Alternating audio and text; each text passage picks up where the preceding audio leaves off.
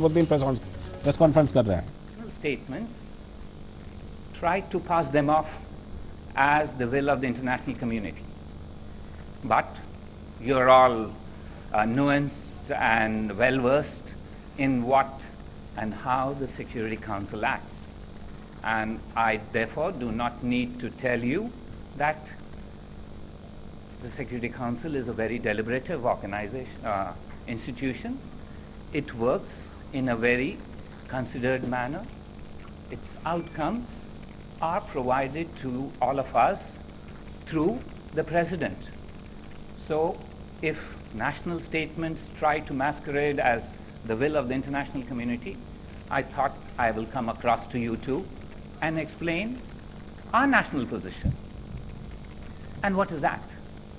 Our national position was and remains that matters related to Article 370 of the Indian Constitution are entirely an internal matter of India.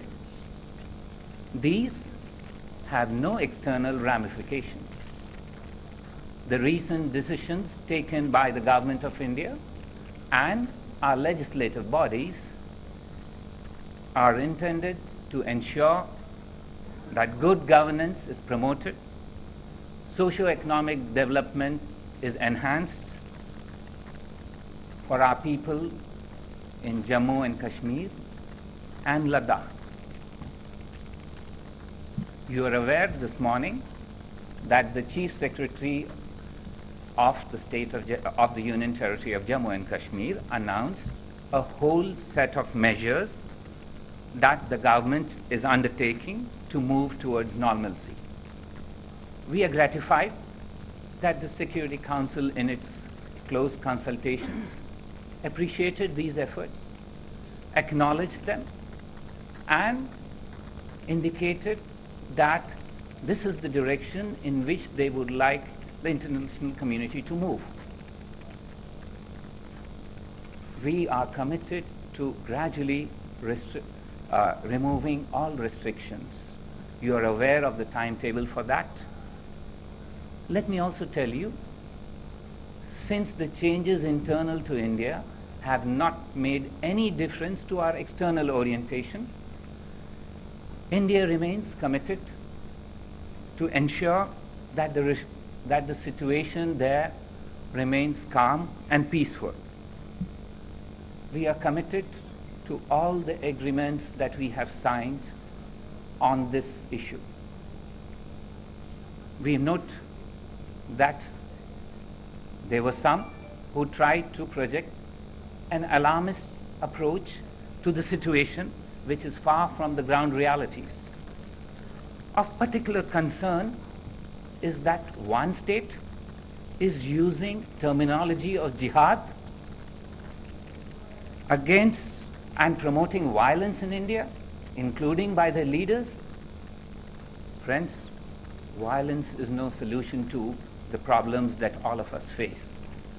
We are committed to and inconsistent with our previous position that all issues between India and Pakistan, as well as India and any other country, will be resolved bilaterally, peacefully, and in a manner that behoves normal interstate relations between countries.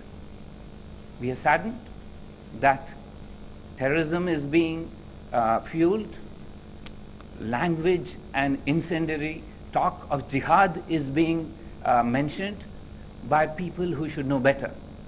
All of you are understanding of the situation here. I do not need to tell you what was the outcome of the close consultations. You will yourself know about it. We stand ready to continue our efforts towards peaceful resolution of all issues in an atmosphere free of terror and violence. And I'm ready, if any of you are willing to ask any questions, I will take. I understand there are many of you. This is my first time, so I said, please cut me slack. And yes, I will. Don't worry. I will. Please, I'll start with you. And just relax. I will start with you. and I will answer 5 questions, which is 5 times more than both my predecessors who came here answered. Let's start you, since you are so excited. No, I'm not excited. The only thing is the history is excited. There has been resolution on that disputed territory of Kashmir, and Article 370, fine. That could be an internal matter of you. Thank you for accepting that. No. Thank you for accepting that. That All would right, be sir. answer. All right. Thank you. So Article 370 was enshrined in the In Indian where? Constitution. Thank you. By India. Right, but the thing is, still the reality remains that how do you deal with the UN Security Council resolutions passed in 1947, 50, and then Shimla Agreement has also failed in bilateralism? Thank you. Thank you. I understand your point. Your point is, how do we address this issue? The history is well known. I don't need to go back. Let us look at the last agreements that India and Pakistan signed. And that goes back to 1972. We are committed to that, and we hope Pakistan too is, to try to address these issues in the manner that they have signed on to in a legally binding agreement, and we stand ready to address them in that context. We can go back in history, but every new agreement overtakes the past. So you are very well versed, my friend. Please appreciate that I started by saying we are committed to that agreement, and we hope Pakistan too is. Because if that is so, its action don't seem to be working out with what is in that agreement. Thank you. Yes, sir, I'll answer you, please. I will answer all my friends from the South Asian continent. Number 2. Okay, Ambassador, the fact remains, while you have said all these things, that you're willing to talk and you're ready to talk, but what has happened? The fact remains, India has steadfastly refused to have any meeting with Pakistan for one reason or another. It has been almost time immemorial. When are you going to sit down with Pakistan and have a meeting? Because, you know, and that's the reality. Thank you. Without Can the I meeting- answer? Yes, sir. Can I Okay. answer the question? Let's be specific about the question. If your question is whether India and Pakistan has talked, let me tell you, I have been a member of many delegations to Islamabad. You're aware of that. I myself served as an Indian diplomat in Islamabad. So please understand, there are normal diplomatic ways of dealing with countries when countries deal with each other. That's the way to do it. But using terror to try and push your goals is not the way that normal states behave in. No democracy will acknowledge or accept talks when terror thrives. Stop terror to start talks. Yes, sir. Yes, sir. You wanted me? And so that you will not have any doubts that I've answered 3 Pakistani questions. Third. Yes. When will you begin a dialogue with Pakistan? So let me begin by coming across to you and shaking your hand. Yes, sir. All 3 of you. So let me tell you, we've already extended a hand of friendship by saying we are committed to Shimla Agreement. Let us wait for a response on that from the Pakistani side. Now I go to you. Yes, ma'am. I will. Gender I will be gender neutral. Ambassador, Yes. thank you. Amanda Price from Al Jazeera English. Yes, ma'am. Question for you. How do you respond to Pakistan's assertion that the very fact that we're having a meeting here at the Security Council means this is no longer a bilateral issue? This has been internationalized. Ma'am, you've been covering the Security Council. You are aware that in close consultations, anyone, especially parties to the dispute, can try and throw in anything for the consideration of the members of the Security Council. That's the nature of the beast. However, you have seen what's the outcome of that meeting. There is, I don't want to add further. I've repeatedly said we are ready to address these issues in a manner that states who have normal approaches to international ties should address them. And in our case, we are committed to the Shimla Agreement. It's now for Pakistan to make that commitment to stop terror, to start talks. Yes, ma'am.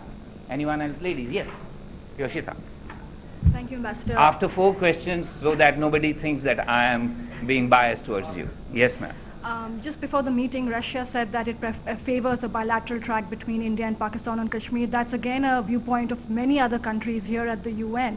So again, in a way that Pakistan said that it's internationalizing the issue, but with other countries not in favor of that, how do you see this, given the fact that other countries are saying it's a bilateral issue? I do not, like my predecessors, take on the responsibility of speaking for the Council. The Council has spoken. It's pretty clear. All of you are aware of what outcomes are there. I will not comment on it.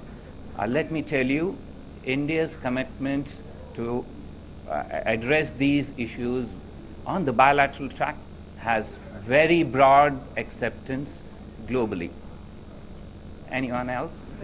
Yes, just one minute. Thank Yes. you, Ambassador. Yes. You, You always had a complaint that I never spoke with you. Yes. I'm ready now. Yeah.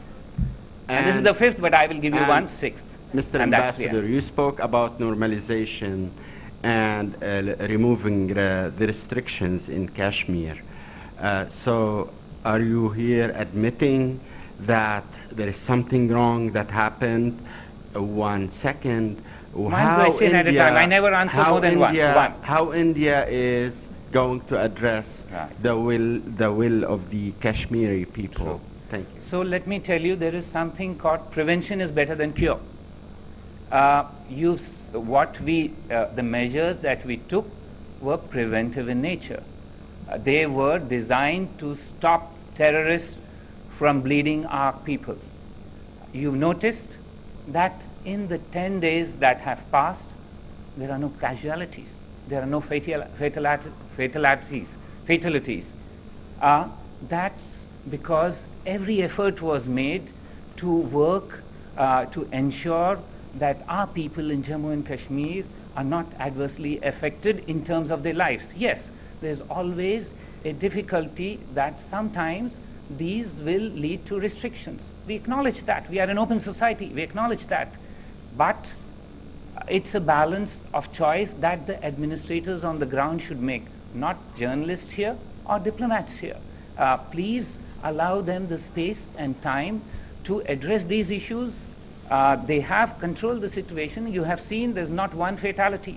In similar situations in large parts of the world, including previously in Jammu and Kashmir, there have been large fatalities if such a issue arises. So please give us some time. We are addressing it in a democratic manner, in a manner that we are committed to address difficulties that our people in Jammu and Kashmir are facing. So last question, ma'am. You talked about Pakistan promoting extremist elements in the region. What do you have to say about the international organization accusing Indian troops and soldiers committing human rights violation in Indian administrated Kashmir? I don't know what you're talking of. International organization, the UN didn't say anything. I don't go by, pardon, well, madam, yes, let's go one by one. Let's go. Please, please, I will answer. Right. There is nobody which is intergovernmental in nature which has accused India of anything that you're saying, anything. Please, let me explain. Let me explain. You've asked your question. Please cut me that slack. Give me that slack. I'm new to this game. Please understand that. So, no intergovernmental organization in the world has ever said anything about Indian democracy, India's commitment to human rights. We are the country who started issues of apartheid at the UN. None of you who are talking about this were even worried about that. Don't forget, India was the country which changed the charter of the Human Rights Declaration from... Please, please, please, it's fair. You had your chance. Allow me to speak. We are not in a debate. We are in a question and answer modality. So, we are the country which changed the word all men are born equal in the Human Rights Charter to all humans are born equal, signifying men and women are equal. So please, our constitution is an open book.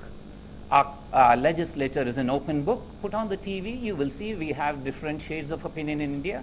There will be issues discussed, and if there are issues, these will be addressed by our courts. We don't need international busybodies to try and tell us how to run our lives. We are 1 billion+ people.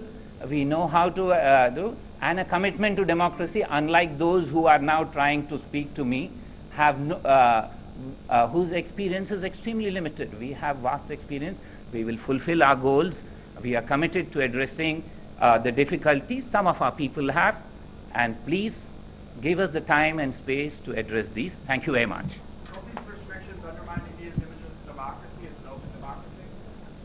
Usually I wouldn't have answered because, as I said, none of you answered a question. People who came here and just walked off. As a representative of an open democracy, I am ready to answer. Please, please, please, let me answer this. Speaking about India's track record, these restrictions, don't they undermine that image of being an open democracy? So, public order is integral to ensuring that democracy prospers. Without public order, no democracy can function. So there are reasonable restrictions. We acknowledge that these are restrictions. We are easing them. Again, let us not here decide what and to what extent and how fast this is done. There is a pace, there is a trajectory. The trajectory is clear.